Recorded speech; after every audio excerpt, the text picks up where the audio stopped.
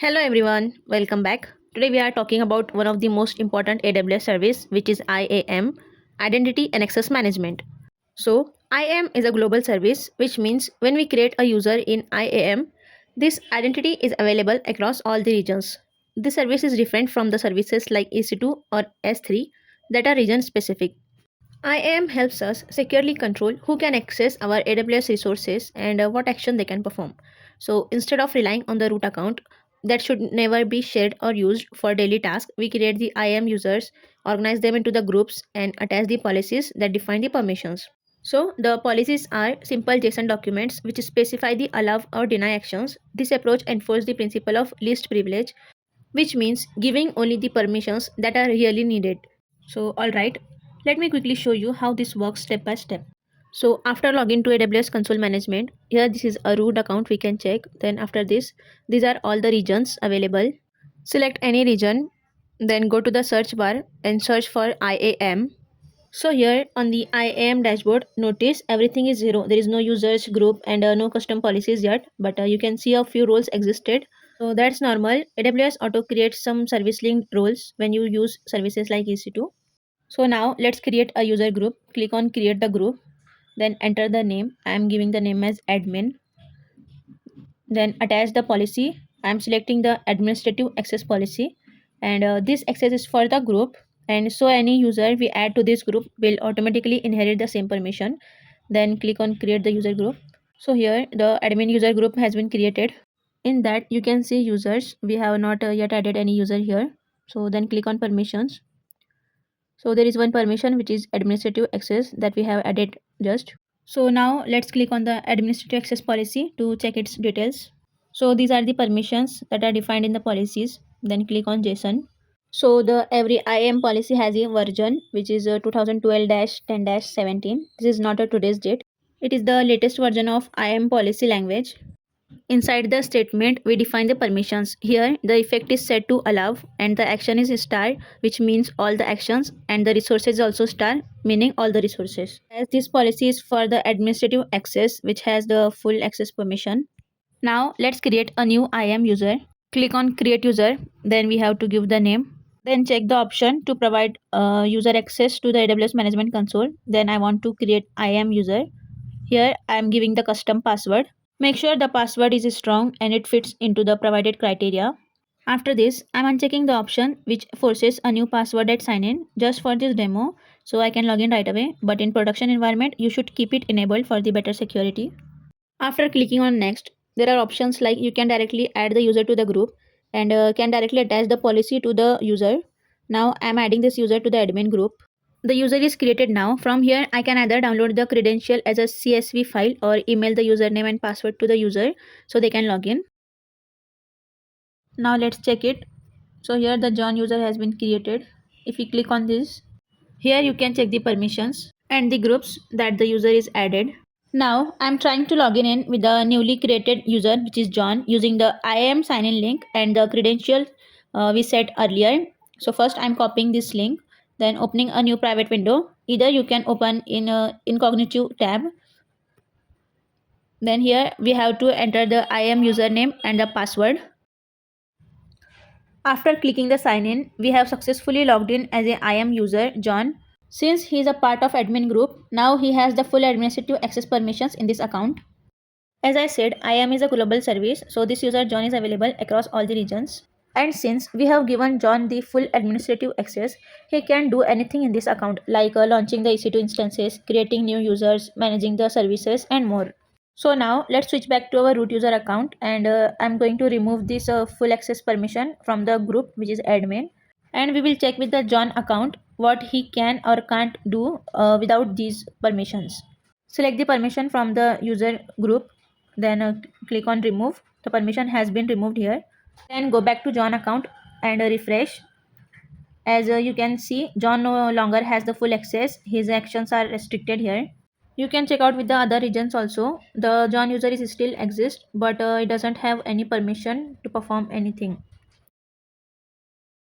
Now let's switch back to our root user account, and this time instead of adding the permission to the group, I'm directly adding the permission to the user. For that, click on users, then permissions, add the permissions. Then select attach policy directly. Search for the policy that you want to add. Here I am giving EC2 read-only access. So with this, John can view EC2 instances and details, but he won't be able to start, stop or launch an instance. So the permission is added in the user. So first we will verify in the user group. There is no permission as we have removed the full access permission. As we have added the permission only with the user. So now let's switch back to the John account and verify. First refresh this. As you can see here, you don't have any instances in this region, which means it's making you readable that there are no instances in this region. So as we have added EC2 read-only access permission, now let's verify this with the IAM permission. As you can see here, access denied, which means we have not added the IAM permissions and we don't even have the permission to read in IAM. Now let's switch back to our root user, and here I am adding a IAM permission to the group. Click on add permission. Then I am adding the IAM read-only access here. As you can see here, I have attached this policy to the admin group, not to the user. But I have already added the John in that admin group, so he will automatically inherit that IAM read-only access permission. Now let's switch back to the John user account and verify this IAM read-only access. First refresh. So now the IAM dashboard is visible here, but only in read-only mode. So here in our dashboard, there is one user group that we have created is a admin and the user is John. So now let's go back to our root account and create another group. Always remember in IAM we can create multiple groups, but the groups cannot be nested, means a group inside a group. However, a single user like John can belong to multiple groups and he will automatically inherit all the combined permissions. So here after clicking on create group, enter the name. I am giving as developer. Then I am adding the John in that group. Then I am giving the full administrative access. Click on create user group. So the developer group has been created. In that group there is a user John and it has the permission of administrative access. So as we have added the John in the group which have the administrative access, which is full access permission. So now in the John account under the IAM services, let's try to create one user. Click on create user, enter the name of the user. Rest process is same as I told earlier. I am giving the custom password here.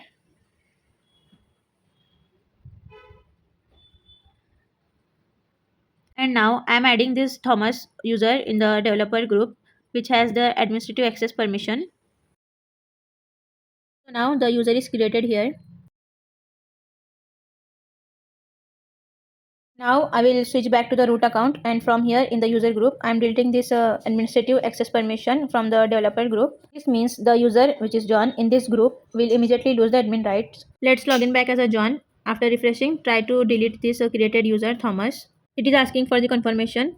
You can see here access denied. Since the John no longer has the administrative access, so this action is denied. This show how IAM permissions take the effect in real time when policies are added or removed. After this, now back in the root account and click on policies. AWS provides a number of managed policies, but we can also create our own custom policies to allow or restrict the specific actions. Then click on create policy and switch to JSON tab. So here in the JSON, the first field is version. We talked about this earlier. It is always 2012-10-17. Next is the statement block, which contains the actual permissions. And statement ID or SID is optional and just help you label a statement. Then we have the effect, which can be either allow or deny. Then in action, we specify which actions the policy controls, for example, easy to start, stop, run, etc. And finally, resource, which define what resources those actions apply to for all the instances or AMIs or for the specific instance ID. Now under the actions, I am adding EC2 colon start instances, comma, EC2 colon stop instances,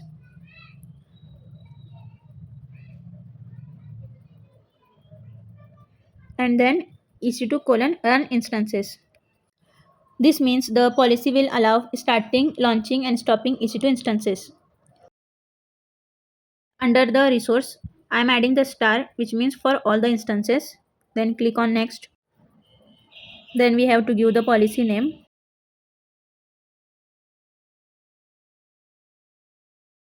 After giving the name, click on create policy. So we have successfully created our new policy here. So now in the users section, click on John. Then these are the permissions of John. I'm removing the Amazon EC2 read-only access from here. Click on remove.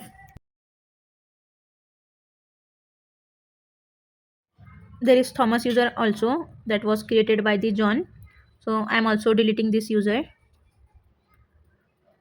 It is asking for confirmation. Type the confirm, then delete the user. So like this we can delete any user as a root. So now click on user groups and the developer group. Check for the permissions as there is no permission. Here I am adding the permission policy that I have created recently. Search for the policy, then click on attach policies. Let's switch to John user and refresh as we have deleted the Thomas user here. So there is only John user left. Now let's try to launch an instance in EC2. Click on EC2 dashboard.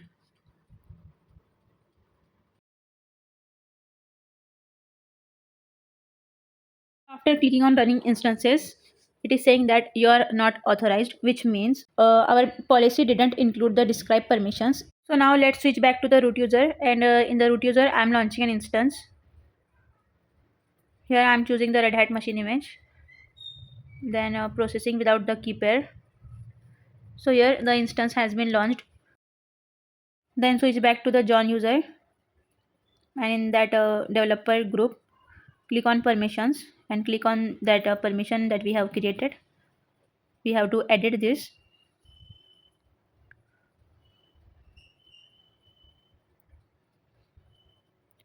So here instead of run instances, I am giving EC2 colon describe the instances.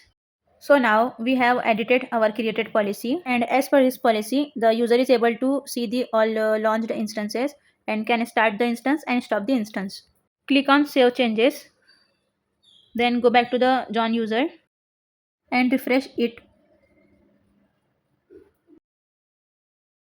So as you can see here, there is an instance name as server1 that we have already launched on a root user. As you can see here, we are not authorized to check the status check, alarm check, because we have only added the describe, start and stop permissions, not the other permissions.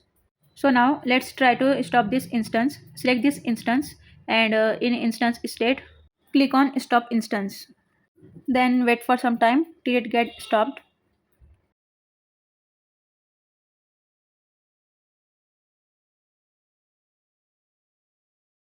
As the instance is in stopped state, so let's try to start this. Select the instance and click on start instance.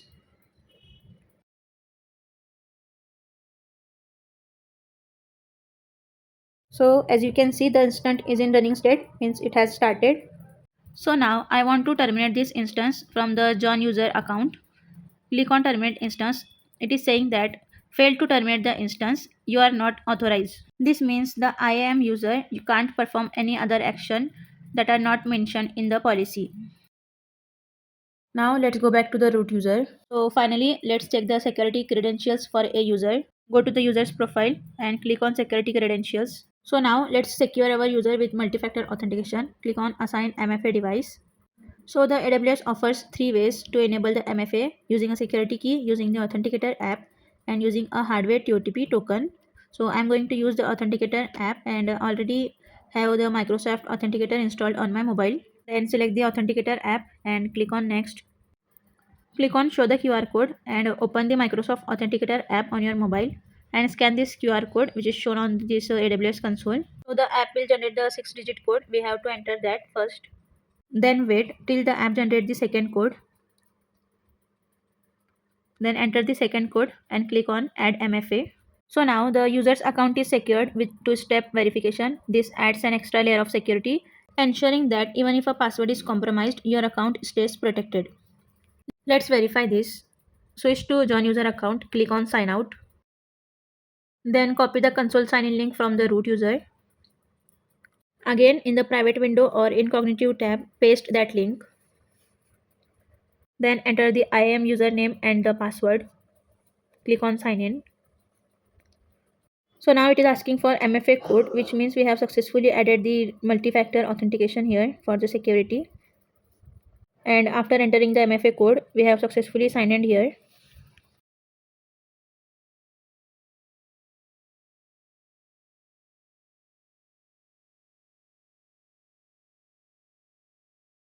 After adding the MFA in the security credentials, there is option last accessed that shows the most recent time a user, role or policy actually used a service in AWS. At last, click on the option of account settings. Then there is a password policy which lets you enforce the rules for user passwords like length, complexity and expiration to keep your AWS account secure. And by clicking the edit, you can set your own rules for the passwords like minimum length you want to set and the required character expiration to enhance the account security.